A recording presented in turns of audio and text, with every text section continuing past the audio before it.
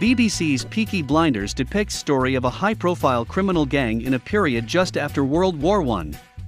With the crime thriller having such a captivating plot, there is always one question in the viewer's mind: is Peaky Blinders based on a true story? What about their real-life counterparts? Who were they, and what actually happened to them? What if I tell you that Peaky Blinders' real story stopped at Season 1? Watch this video fully to know what really happened to them. Just like in the TV show, the real Peaky Blinders were a notorious Birmingham gang involved in gambling, robbery, protection rackets and violence. In fact, creator Stephen Knight was inspired to write Peaky Blinders because his dad's uncles, the Sheldons, were bookmakers and part of the Peaky Blinders heritage. In an interview with History, he revealed that his dad's stories gave him his first vision of the show. The question is, where did the idea come from? It's actually from things that were told to me when I was a kid by my parents. My mum and dad grew up in Small Heath in Birmingham in the 1920s. And they always told me stories about their childhood that I always thought was so glamorous and wild and amazing, that I always thought it would make an incredible drama. And what's good about it is that no one else sort of seemed to feel that urban working class life between the wars was like, saw it in the way that I. He said, "One of the stories that really made me want to write Peaky Blinders is one my dad told me. His dad gave him a message and said, 'Go and deliver this to your uncles.' My dad knocked on the door and there was a table with about 8 men, immaculately dressed, wearing caps and with guns in their pockets. The table was covered with money. Just that image, smoke, booze and these immaculately dressed men in this slum in Birmingham, I thought, that's the mythology, that's the story, and that's the first image I started to work with." The actual Peaky Blinders were around from the 1890s rather than the 1920s, so that differs from the BBC series. Most of their members were young men, and some could be as young as 12. They were purely a street gang though, and didn't have Tommy's political ambition.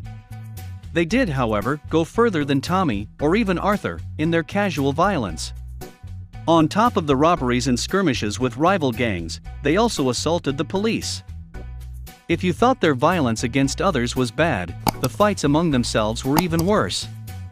Knight's uncle said that in one fight between 2 Peaky Blinders, they didn't care about each other's eyes, ears, throats. They were like dogs fighting.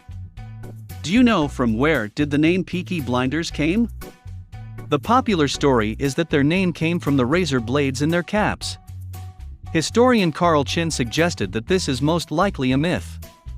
Razor blades were only starting to be used in the 1890s, and so were prohibitively expensive at the time. It's much more likely their name came from the peaks of their caps and the fact that blinder was slang for their well-dressed appearance.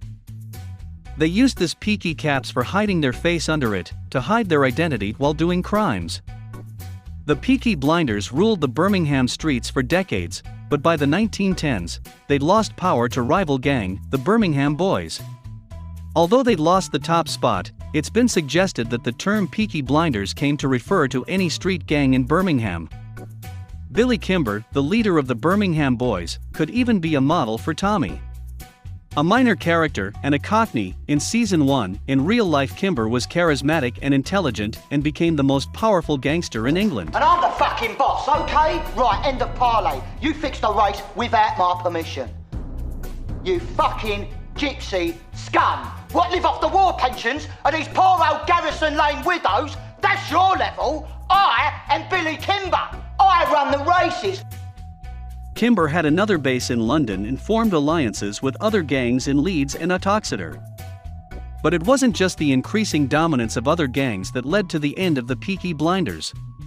Stricter policing and tougher sentencing meant that many left the gang and few joined. Children were increasingly going to school and learning discipline, and new boxing clubs gave many an alternative to the gang. By the 1920s, the remaining Peaky Blinders moved to the countryside and largely disappeared from view as the Sabinis, another gang, claimed all their Birmingham territories. Most Peaky Blinders reformed and were too ashamed to tell their children about their past. But don't expect that to happen to the Shelbys, at least, not in this series.